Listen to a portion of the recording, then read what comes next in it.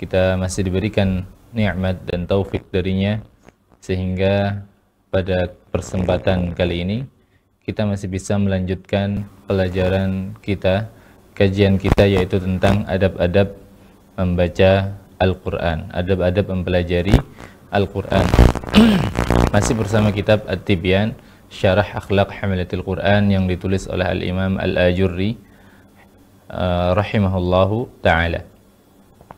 Pada kesempatan sebelumnya, terakhir kita membahas tentang bagaimana Allah Subhanahu wa ta'ala dalam surat Qaf wal Qur'anil Majid, Allah Subhanahu wa ta'ala menjelaskan tentang bagaimana penciptaannya, bagaimana makhluk-makhluknya, bagaimana kematian, surga dan neraka, bahwasanya semua itu diciptakan bukan untuk hal yang sia-sia. Dan di akhir surat Allah Subhanahu wa ta'ala menjelaskan, inna fi dzalika la dzikra liman kana lahu qalbun aw alqa as-sam'a wa huwa syahid. Sungguhnya dari semua yang kami sebutkan tadi ada peringatan, ada pelajaran bagi orang yang memiliki hati, bagi orang yang hatinya bersih, yang bisa mentadabburi Al-Qur'an, aw alqa as-sam'a wa huwa syahid, atau dia mendengarkan Al-Quran dengan seksama seakan-akan dia menyaksikannya. Dan muallif menjelaskan bahwasanya Allah Subhanahu wa ta'ala, walaupun di sini orang yang berinteraksi dengan Al-Quran tadi dalam keadaan mendengarkan, al-mustami', maka hendaknya dia menjadikan dirinya itu seakan-akan menyaksikan, musyahidan biqalbihi, seakan-akan dia menyaksikan dengan hatinya, membayangkan dengan hatinya apa yang dia baca dan apa yang dia dengarkan, agar Al-Quran bisa bermanfaat baginya dan juga dia bisa mendapatkan manfaat dari apa yang dia dengarkan. Ini juga menunjukkan bahwasanya apabila kita hanya membaca tanpa membayangkan, merenungi dalam hati, maka itu tidak akan banyak atau tidak akan ada manfaatnya untuk kita yang membacanya atau yang mendengarkannya. Kemudian penulis berkata rahimahullah ta'ala, "Thumma innallaha azza wa jalla hatha khalqahu ala an yatadabbarul Qur'ana." Kemudian Allah Subhanahu wa ta'ala menganjurkan, memerintahkan, meminta kepada hamba-hambanya ketika mereka membaca Quran, adab mereka adalah mentadabburi Al-Quran. Faqala azza wa jalla, afala yatadabbaruna al-Quran am ala qulubin aqfaluha. Sebagaimana Allah Subhanahu wa ta'ala memerintahkan hal itu dengan isyaratnya dalam firman-Nya, apakah mereka tidak mentadabburi Al-Quran, merenungi Al-Quran, memikirkan makna Al-Quran, ataukah di dalam hati mereka ada kuncinya, ataukah hati mereka tertutup, ataukah hati mereka terkunci. Dari ayat ini kita bisa mendapatkan, bisa merenungi bahwasanya untuk mentadabburi Al-Quran, merenungi Al-Quran itu kita hendaknya menggunakan hati. Tidak bisa mentadabburi Al-Quran kecuali menggunakan hati. Kemudian yang kedua adalah bahwasanya apabila kita tidak bisa atau tidak mau mungkin, atau tidak diberikan taufik untuk bisa merenungi Al-Quran, mentadabburi Al-Quran, lebih memprioritaskan bacaannya saja atau cepat selesai misalnya, maka berarti ada masalah di dalam hati kita. Entah hati kita tertutup atau hati kita memang tidak siap untuk bisa mentadabburi Al-Quran. Jadi hati adalah organ atau indera paling penting untuk bisa memahami makna Al-Quran. Makanya di sini Allah Subhanahu wa ta'ala menyebutkan hati, bukan lisan, bukan pendengaran dan sebagainya.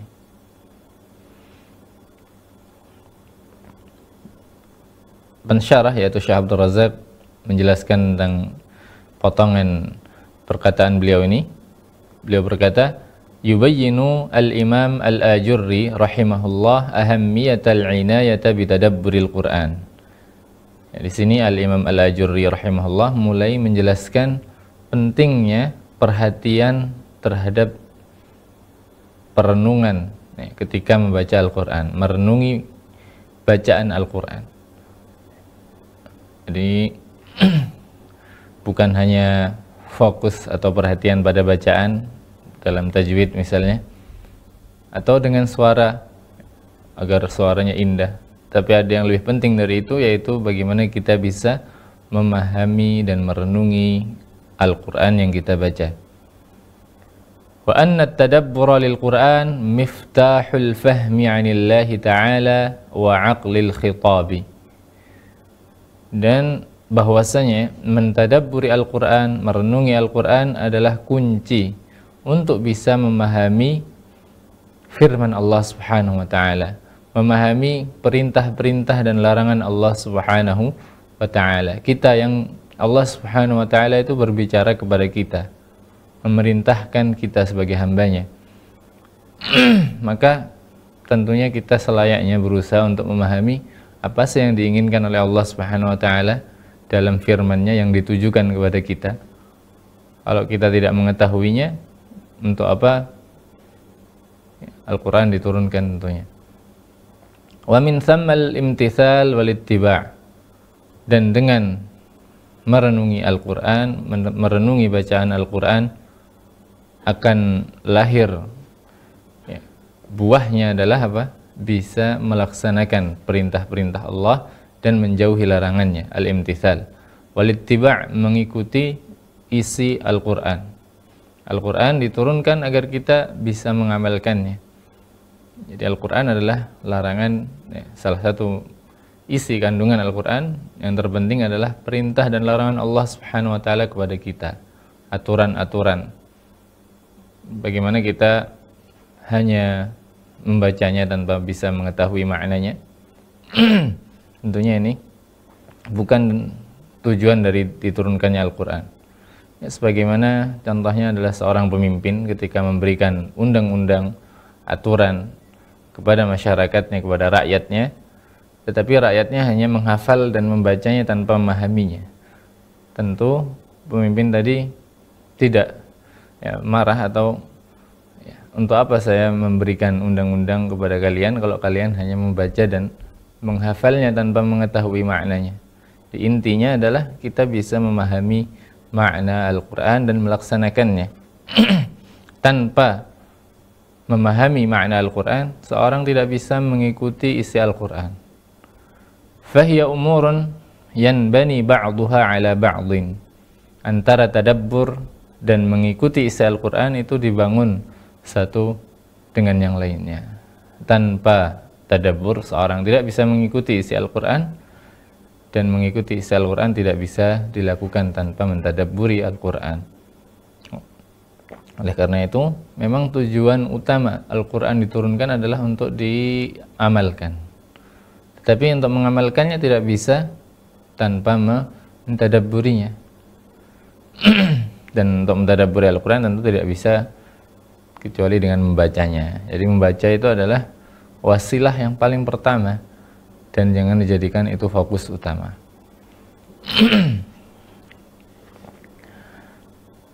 Tujuannya adalah memahami dan mengamalkan. Ya.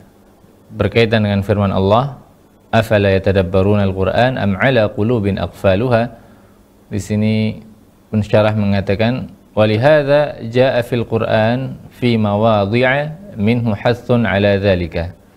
Karena Allah Subhanahu wa taala menganjurkan, meminta, memerintahkan, walaupun perintahnya ini memang tidak secara langsung, tetapi berupa isyarat. Ya, contohnya tadi, bukan tadabbarul Quran, tadabburilah Al-Quran. Kalau itu kan jelas. Tapi di sini afala yatadabbarunal Quran. Kenapa kalian tidak mentadabburi Al-Quran? Apakah hati kalian tertutup?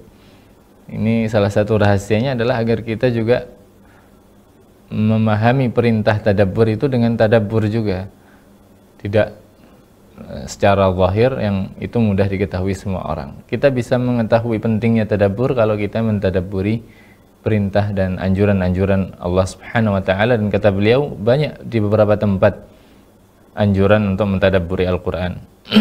Amin dzalika hatanil ayatanil latani saqahuma al-musannif rahimahullah. Di antaranya ada dua ayat yang disebutkan oleh penulis nantinya. Satu sudah kita baca, afala yatadabbaruna al-Qur'an am ala qulubin aqfaluha.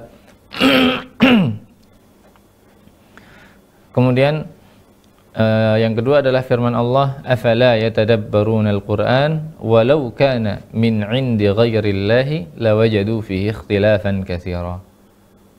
Mengapa mereka tidak mentadabburi Al-Qur'an? Padahal mereka mengetahui seandainya Al-Qur'an ini datangnya bukan dari Allah atau buatan makhluk, maka akan terjadi banyak perselisihan. Mereka tahu bahwasanya ini adalah perkataan Allah, ini datang dari Allah, tetapi kenapa mereka tidak mentadabburinya, begitu ya. Mithaluhuma qauluhu ta'ala, ya. Dan juga ayat lainnya yang menjelaskan tentang tadabbur atau menganjurkan untuk merenungi Al-Qur'an, afalam yaddabbarul qawla.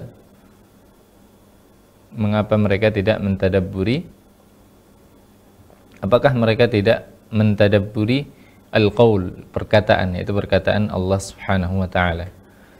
Dalam tempat lain Allah Subhanahu wa taala berfirman, kitabun anzalnahu ilaika mubarakun liyadabbaru ayatihi waliyatadzakkara ulul albab.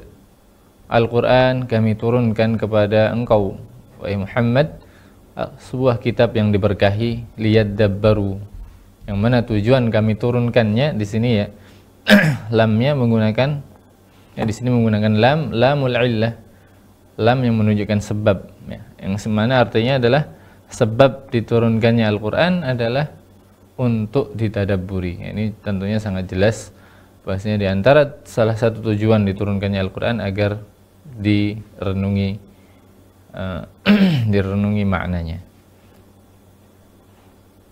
Waliyatadzakkara ulul albab, dan agar orang-orang yang berfikir, orang-orang yang memiliki hati, orang-orang yang menggunakan akal dan hatinya bisa mendapatkan pelajaran. Ya, ini juga menunjukkan bahwasanya untuk bisa mendapatkan pelajaran dan juga mentadabburi kita butuh albab, hati dan pikiran.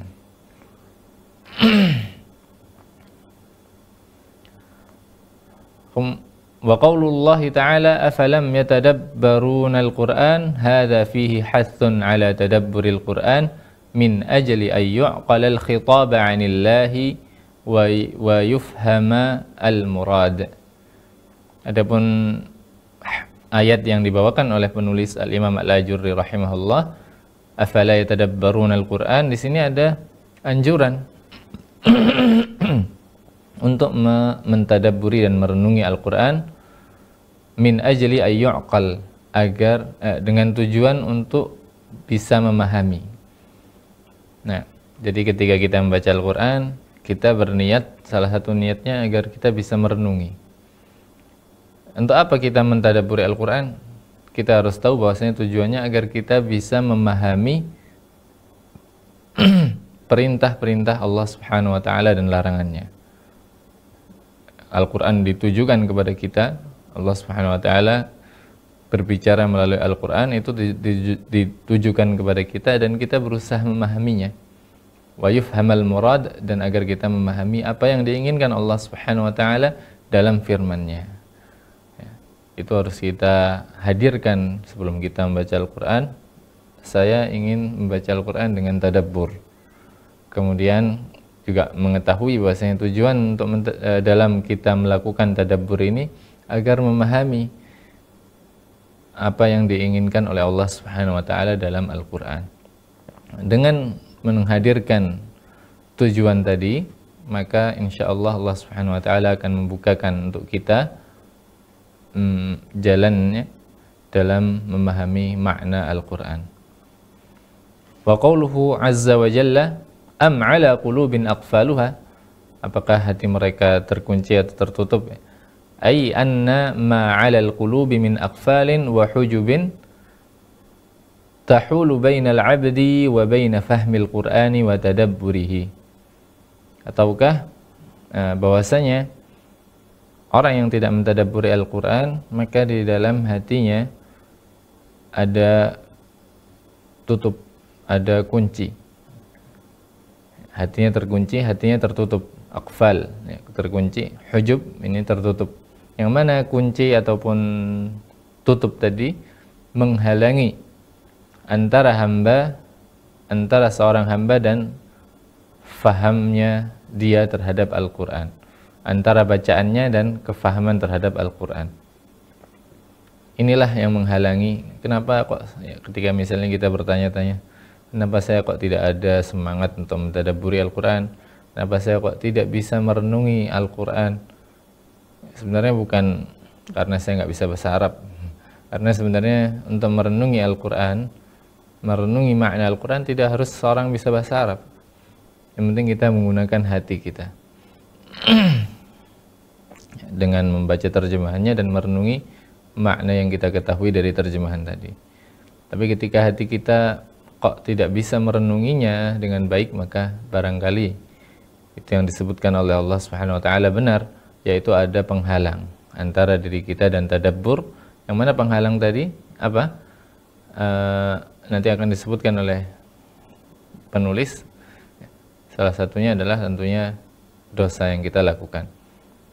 Yang jelas ada penghalang yang menyebabkan kita tidak bisa memahami dan mentadabburi Al-Quran, atau bahkan keinginan untuk tadabbur itu tidak ada. فَإِذَا فُتِحَ الْأَقْفَالُ وَرُفِعَتِ الْحُجُبُ حَصَلَ التَّدَبُّرُ وَعَقْلُ الْخِطَابِ. Kalau penutup atau gembok tadi dibuka atau penutupnya diangkat, maka akan tercapai perenungan terhadap makna Al-Quran dan bisa memahami al-khitab, yaitu perintah dan larangan Allah Subhanahu wa taala yang ditujukan kepada kita. Wa fi hadha yaqulu Ibnul Qayyim rahimahullah, falau rufi'atil aqfalu anil qulubi labasharatha haqa'iqul Qur'an. Oleh karena itu, Al-Imam Ibnul Qayyim rahimahullah dalam kitabnya Madarijus Salikin, beliau mengatakan seandainya kunci ini diangkat, kunci ini dibuka, maka hati kita akan bisa mendapati kebenaran Al-Quran, mendapati apa yang diinginkan oleh Allah Subhanahu wa taala di dalam Al-Quran, memahami apa yang diinginkan oleh Allah Subhanahu wa taala dalam firman-Nya. Wastanarat fiha masabihul iman, dan akhirnya ketika kita bisa memahami, oh ternyata ini yang diinginkan oleh Allah kepada saya sebagai hambanya, maka itu akan menyinari hatinya, akan membuat hatinya bersih.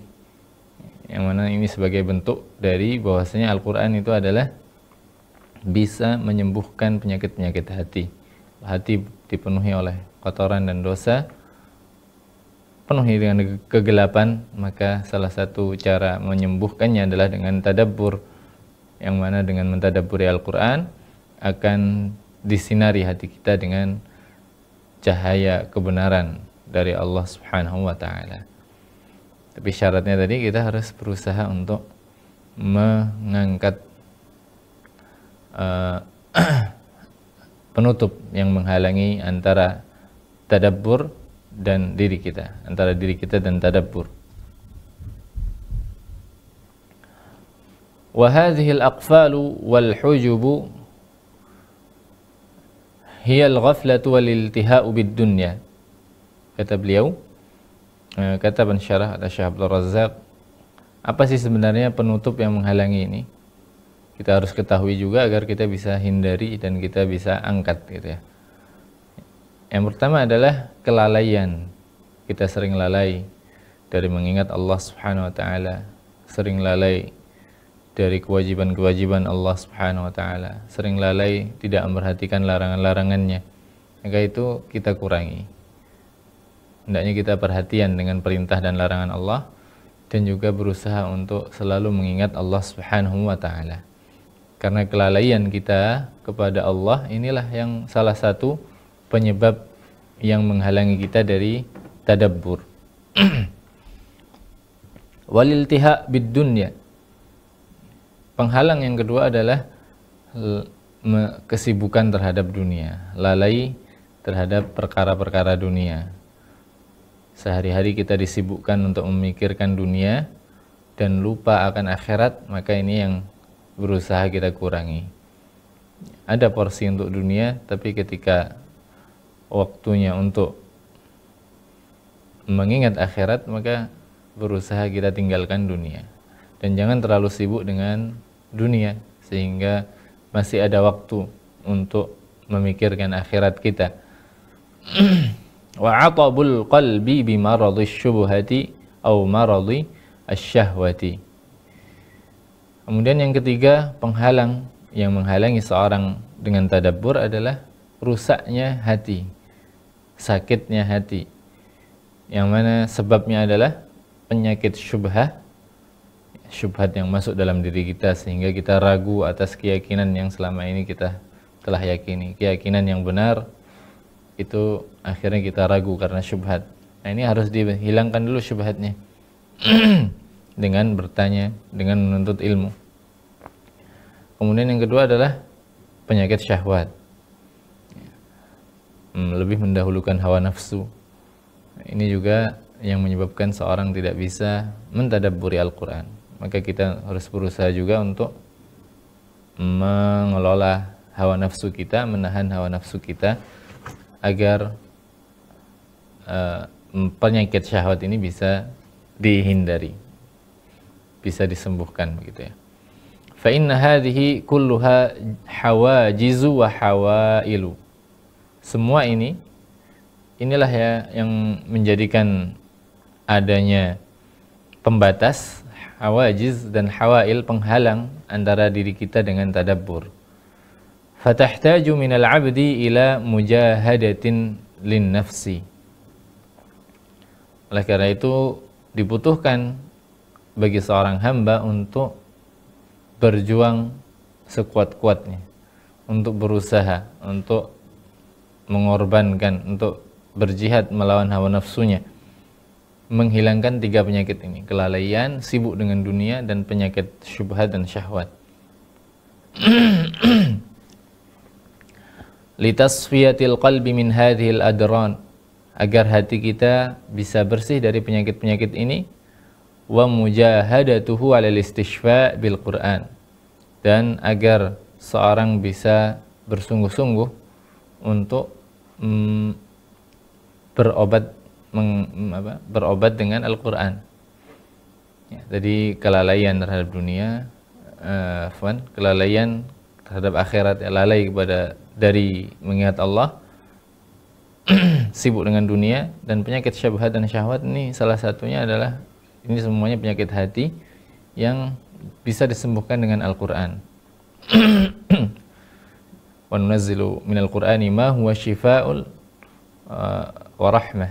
Di dalam Al-Qur'an ada obat, shifaa'ul lima fis sudur, obat dari penyakit hati. Nah, sebenarnya kalau kita perhatikan seperti ada pertentangan. Kita punya penyakit hati misalnya, maka kita disuruh kembali kepada Al-Quran. Apakah bisa kita mengobati hati hanya dengan membaca dan menghafal? Tentunya tidak, tapi dengan memahami maknanya. Tapi untuk memahami makna, bukankah kita juga harus membersihkan hati, padahal hati kita waktu itu masih kotor? Sebenarnya ini tidak ada pertentangan. Untuk mentadabburi Al-Quran, maka kita butuh membersihkan hati, dan cara membersihkan hati salah satunya dengan mentadabburi Al-Quran. Itu adalah dua pekerjaan yang bisa dilakukan dalam satu waktu. Ketika kita membaca Al-Quran dan mentadabburinya, kita itu sedang sekalian berusaha memahami, sekaligus juga membersihkan hati dan mengobati hati. Melempar burung dengan satu batu gitu ya. Jadi bisa dilakukan dalam satu waktu. Bukan berarti karena hati kita kotor akhirnya ya sudah, kita tidak usah mentadabburi Al-Quran, atau kita merasa bahwasanya karena berasa bahwasanya untuk mentadabburi butuh butuh hati yang bersih. Kemudian untuk membersihkan hati kita butuh mentadabburi Al-Qur'an. Jadi itu dua hal yang saling berkaitan dan dilakukannya dalam satu pekerjaan dan satu waktu, begitu ya. Wallahu a'lam. Dengan kita mentadabburi Al-Qur'an kita membersihkan hati. Semakin sering kita mentadabburi Al-Qur'an, semakin bersih juga hati kita insyaallah. Tentunya sambil dilaksanakan selalu mengingat Allah, menyibukkan diri dengan perkara akhirat, amal-amal saleh, dan juga berusaha menjauhi penyakit syubhat dan syahwat. Dan yang mana salah satunya adalah tentunya dengan membaca Al-Qur'an. Penyakit syahwat misalnya dengan mentadabburi azab-azab Allah Subhanahu wa taala, apa yang terjadi di akhirat, kengerian akhirat, akhirnya menjadikan kita bisa lebih menahan, mengekang hawa nafsu. Dengan itu akhirnya semakin bersih hati kita, semakin kita bisa memahami makna Al-Qur'an dengan tadabbur. Wallahu a'lam. Bihaitsu yatubu ila Allah Subhanahu wa ta'ala minadz-dzunubi allati tumridu al-quluba wa tusqimuha. Ya, dengan cara bertaubat kepada Allah Subhanahu wa ta'ala. Tentunya apabila kita lalai, kita sibuk dengan dunia, kita merasa ada penyakit syubhat dan syahwat di hati kita, pertama kita kembali kepada Allah dan bertaubat kepadanya. Dan karena dengan taubat maka Allah Subhanahu wa taala akan menghapus dosa kita dengan kehendaknya dan juga akan membersihkan hati kita dari dosa tersebut. Wa yujahidu nafsahu ala fahmi kalamillahi subhanahu wa ta'ala. Setelah dia bertaubat ya tadi, bukan berarti dia tidak usah mentadabburi karena merasa hatinya masih kotor, tetapi dia berusaha bersungguh-sungguh untuk memahami firman Allah Subhanahu wa ta'ala, memahami kalam Allah dengan mentadabburi maknanya, hatta ya'qila 'anillah al-khitaba, sampai dia bisa memahami dengan baik apa yang diinginkan oleh Allah Subhanahu wa taala dalam firman-Nya. Ya, merenunginya. Mungkin kalau dia membutuhkan waktu khusus yang tidak ada orang yang mengganggu, ya dia mencari waktu tersebut, membaca Al-Qur'an satu ayat, difahami terjemahannya, direnungi maknanya dengan akal dan hatinya. Dengan semakin sering dia melakukan ini, maka akan terbiasa. Wa hatta ya'mala bihadzal Qur'an alladhi innama unzila liya'mala bihi. Kalau dia sudah memahami makna apa sih yang diinginkan oleh Allah Subhanahu wa taala dalam ayat tersebut, ya, mungkin bisa dia catat dan berusaha dia amalkan. Ya. Karena memang Al-Qur'an ini diturunkan untuk diamalkan. Ini penjelasan beliau tentang firman Allah, afala yatadabbaruna al-Qur'an am ala qulubin aqfaluha, yang mana beliau menyebutkan bahwasanya yang menjadi penghalang hati kita dari tadabbur adalah kelalaian dari mengingat Allah Subhanahu wa taala dan juga kesibukan duniawi serta penyakit syubhat dan syahwat. Maka solusinya bagaimana? Kita bertaubat kepada Allah Subhanahu wa taala, memohon petunjuk kepadanya, kembali kepada Allah Subhanahu wa taala, kemudian berusaha untuk memahami makna Al-Qur'an, mentadabburinya. Dengan itu akhirnya kita bisa merealisasikan salah satu tujuan dari diturunkannya Al-Qur'an, yaitu bukan salah satu, ya mungkin dua. Yang pertama adalah mentadabburinya dan juga mengobati hati dengan Al-Qur'an. Ayat yang kedua, penulis membawakan firman Allah, wa qala azza wa jalla afala yatadabbaruna al-Qur'an walau kana min 'indi ghairillahi lawajadu fihi ikhtilafan katsira. Tidaklah mereka mentadabburi Al-Qur'an padahal mereka mengetahui bahwasanya Al-Qur'an ini datangnya dari Allah Subhanahu wa taala, dan seandainya Al-Quran ini datangnya bukan dari Allah, tentunya akan didapati banyak perbedaan, banyak pertentangan pendapat. Ya, sebagaimana Kalau misalnya ada kitab atau buku yang ditulis oleh beberapa orang, pasti ada perbedaan pendapat, ada pertentangan antara ini dan ini. Yang ditulis satu orang saja bisa jadi bertentangan apa yang dia katakan di awal sama yang di tengah ataupun di akhir. Tapi di dalam Al-Quran tidak ada sama sekali pertentangan dari awal sampai akhir. Tidak ada mengatakan di sini harus dilakukan, di sini tidak harus dilakukan atau boleh dilakukan. Yang di awal menyebutkan ini halal, kemudian yang kedua mengatakan ini haram. Yang pertama lakukan, yang kedua jangan lakukan. Itu tidak ada dalam Al-Quran. Kalau kita mendapati sepertinya kok ada yang bertentangan di dalam Al-Quran, maka itu sebenarnya karena keterbatasan akal pikiran kita. Yang mana harus itu termasuk salah satu dari syubhat, atau termasuk dari ayat yang mutasyabihat, karena di dalam Al-Quran ada ayat yang muhkam yang maknanya jelas, dan ada ayat yang mutasyabih yang maknanya belum jelas. Salah satunya kita mendapati kok ada pertentangan di dalam Al-Quran, padahal sebenarnya seharusnya tidak ada, dan itu adalah kabar dari Allah Subhanahu wa taala menyatakan tidak ada namanya pertentangan di dalam Al-Quran. Kalau ada berarti bagaimana? Berarti itu karena keterbatasan akal kita, dan kita harus mencari solusinya bagaimana memahami perbedaan ini, memahami pertentangan ini dengan bertanya kepada para alim ulama, sehingga tidak menjadi syubhat di hati kita.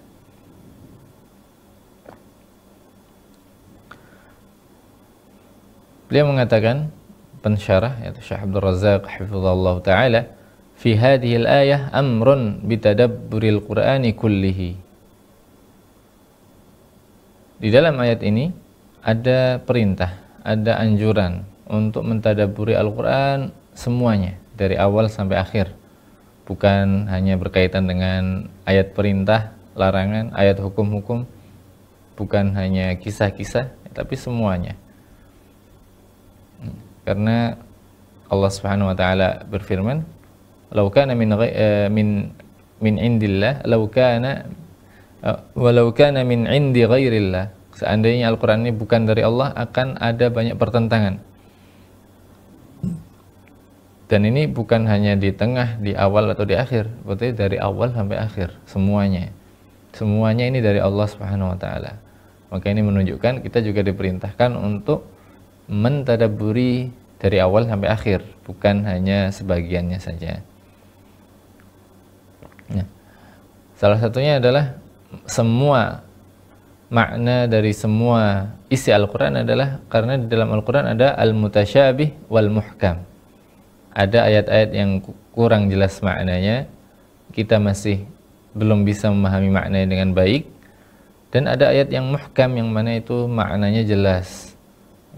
Contoh dari ayat yang mutasyabih tadi ada apabila kita mendapati sepertinya kok ada pertentangan antara ayat ini dan ayat ini. Ini namanya ayat yang mutasyabih, karena seharusnya tidak ada pertentangan. Tapi kita harus berusaha untuk mentadabburi semuanya. Walaupun ayat itu mutasyabih, belum jelas bagi kita, ya, kita berusaha memahami maknanya. Fatadabburul muhkam bifahmi ma'nahu. Adapun ayat-ayat yang muhkam, yang jelas maknanya, cara mentadabburinya adalah dengan memahami maknanya, wa aqli dalalatihi, dan memahami petunjuk-petunjuk yang ada di dalam ayat tersebut. Jadi yang pertama memahami maknanya, memahami terjemahannya, kemudian memahami apa petunjuk yang bisa kita dapatkan, yang bisa saya lakukan dari ayat ini, wal amali bihidayatihi, dan juga mengamalkan petunjuk-petunjuk tadi. Karena makna satu ayat Al-Quran itu bukannya sekedar yang tertulis dalam terjemahan atau secara zahir. Kalau kita membuka tafsir, satu ayat itu tafsirnya panjang sekali, menunjukkan banyak petunjuk-petunjuk yang ada di dalamnya, mengandung banyak makna. Ayatnya mungkin pendek tetapi maknanya sangat banyak, yaitu yang hanya bisa didapatkan dengan tadabbur, bukan hanya dengan membaca terjemahannya saja. Itu kalau ayat yang muhkam, kita fahami maknanya, kita fahami petunjuk-petunjuknya, kemudian kita amalkan. Wa tadabburul mutasyabih yakunu bi raddihi ilal muhkam liyatabayyana ma'nahu.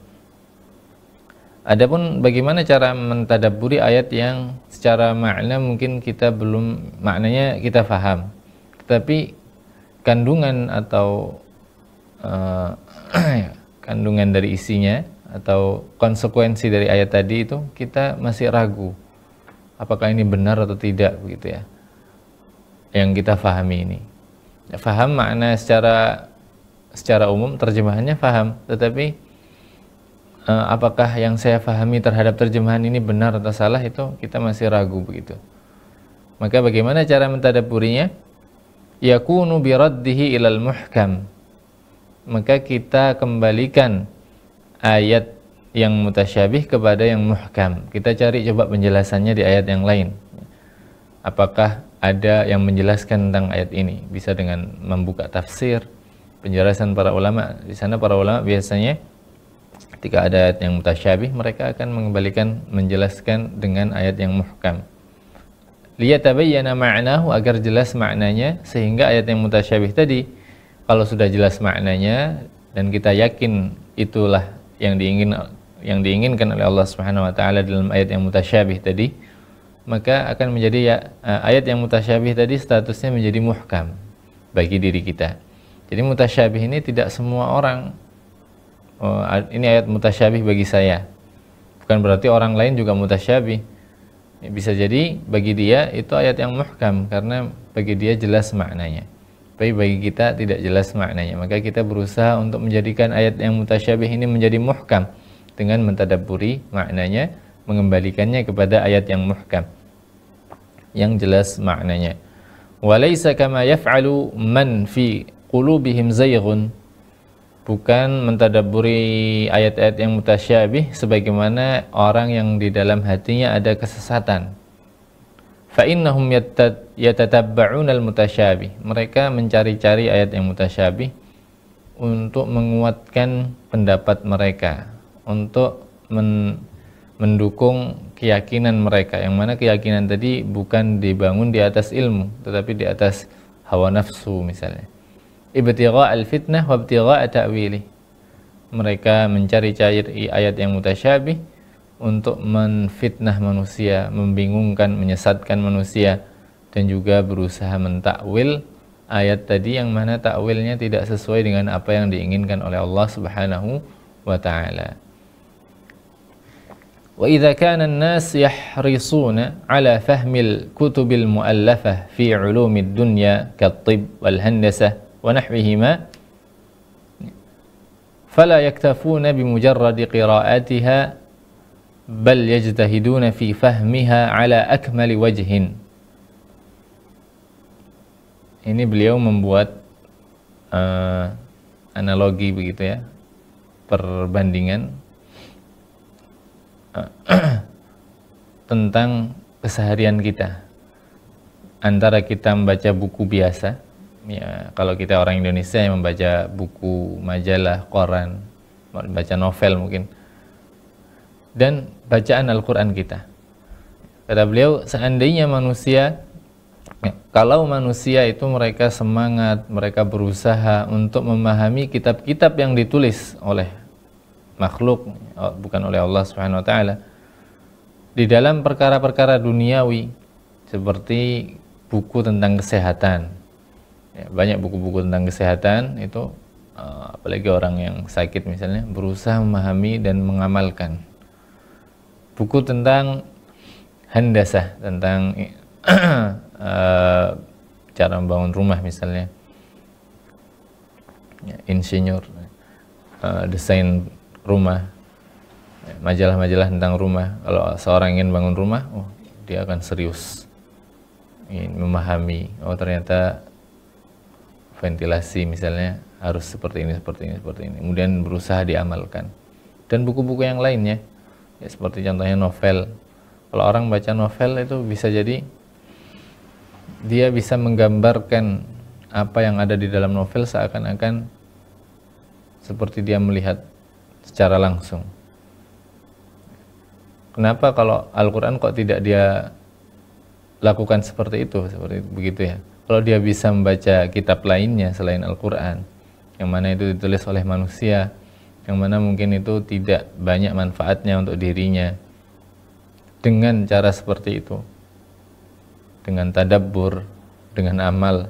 Tapi kenapa kalau Al-Quran, yang mana itu adalah kitab Rabb yang menciptakan, atau perkataan Rabb yang menciptakan dirinya, yang paling mengetahui kebutuhannya di dunia dan di akhirat, dia tidak peduli dengan isinya dan tidak berusaha mengamalkannya.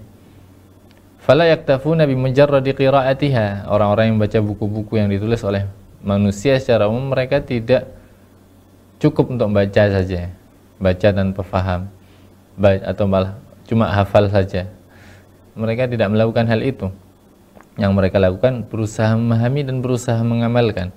Bal yajtahiduna fi fahmiha ala akmali wajhin, berusaha untuk memahaminya sebaik-baiknya. Kalau nggak paham, tanya. Kalau nggak paham, mencari bagaimana agar bisa paham. Kenapa dia melakukan seperti itu? Liyatamakkanu minal intifa' bi ma'aniha, agar mereka bisa mendapatkan manfaat dari atas pemahaman terhadap makna buku tadi. Fakifal amru bi kitabillahil azim.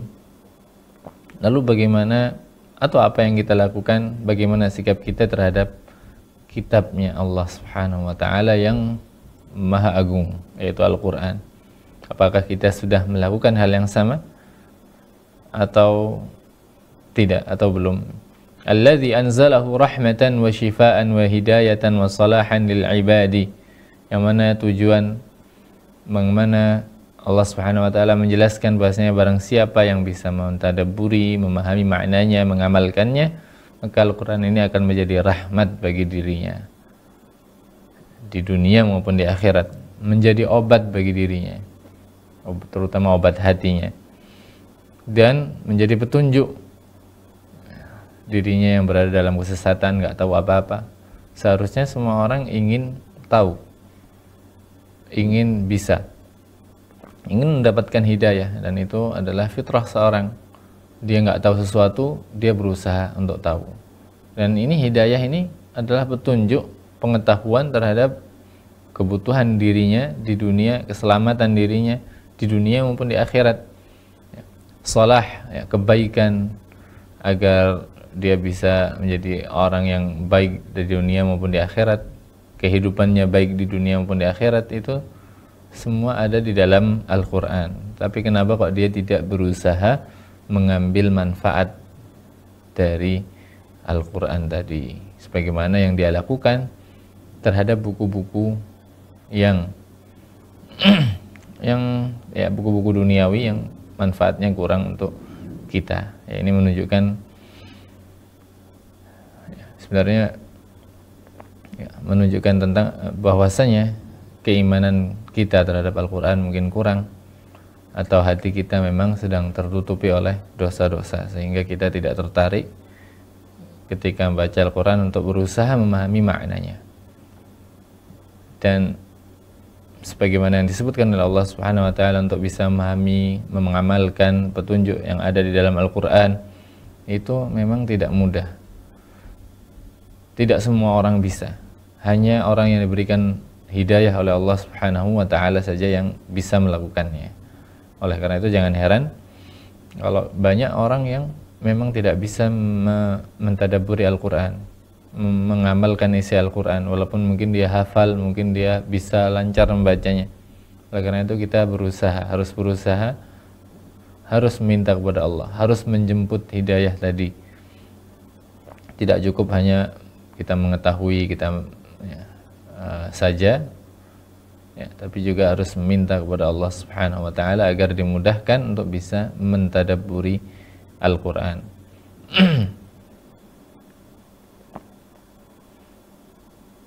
Nah, baik, insyaallah kita cukupkan dulu pertemuan kita pada kesempatan kali ini. Semoga kita diberikan taufik oleh Allah Subhanahu wa taala, tergerak hati kita untuk bisa mentadabburi Al-Quran, yang mana dengan mentadabburi Al-Quran kita akan mendapatkan banyak sekali manfaat dan kebaikan dari Al-Quran yang kita baca, terutama yang berkaitan dengan kehidupan kita di dunia maupun di akhirat, karena Al-Quran adalah kitab yang ditulis atau kitab yang Allah Subhanahu wa taala turunkan, firman Allah yang itu memang ditujukan kepada kita untuk kebaikan kita, bukan untuk apa-apa, bukan agar Allah Subhanahu wa taala disembah saja, tapi itu semuanya untuk kebaikan kita. Kita tidak melaksanakan, kita tidak mentadaburi, itu tidak merugikan Allah Subhanahu wa taala sedikit pun, tapi yang rugi adalah diri kita. Kalau kita tahu bahwasanya Al-Quran ini untuk kebaikan kita, maka hendaknya kita berusaha untuk memahami apa sih yang Allah inginkan, agar kita bisa menjadi Allah Subhanahu wa taala inginkan, agar kita bisa menjadi orang yang baik, agar kita bisa mendapatkan kasih sayangnya, agar kita bisa mendapatkan hidayahnya dan selamat di dunia maupun di akhirat. Allah Ta'ala a'la wa a'lam. Kurang lebihnya kami mohon maaf. Wa sallallahu ala nabiyyina Muhammad. Wassalamualaikum warahmatullahi wabarakatuh. Al Furqan TV, saluran pendidikan, dakwah dan inspirasi Islami.